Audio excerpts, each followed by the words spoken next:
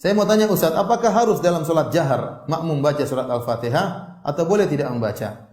Kalau saya lebih tenang tidak membaca di saat sholat jahar. Ini memang ada khilaf di kalangan para ulama. Seingat saya mazhab Syafi'iyah tetap mengharuskan seorang membaca Al-Fatihah meskipun dia jadi makmum dalam sholat jahar. Contohnya sholat maghrib, sholat isya, sholat subuh.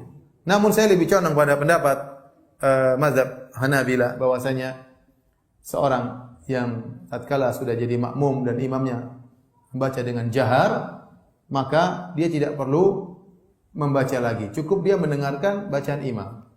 Kenapa? Karena imam baca buat siapa? Imam baca buat makmum. Kalau imam baca buat Allah tidak perlu keras-keras. Paham? Imam baca untuk didengar oleh apa? Makmum. Imam sudah baca Al-Fatihah, waladhdallin amin. Terus dia baca alif lam mim dzalikal kitabul. Kemudian kita sibuk baca alhamdulillahi arrahmanir rahim. Pertama, kita tidak mendengarkan bacaan imam. Kedua, kita tidak konsentrasi. Ya atau tidak? Sehingga apa faedahnya? Oleh karena Ibnu Taimiyah rahimahullah dalam apa namanya? Syarhul Umdah agak kencang dalam masalah ini.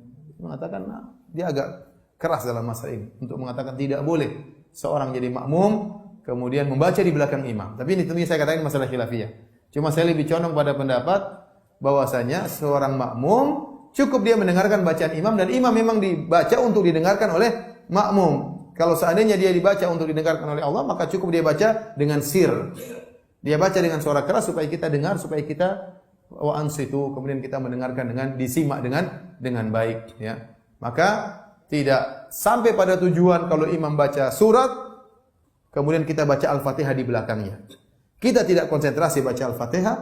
Yang kedua, kita pun tidak mendengar apa yang dibaca oleh imam. Kalau gitu ngapain imamnya baca? Ya.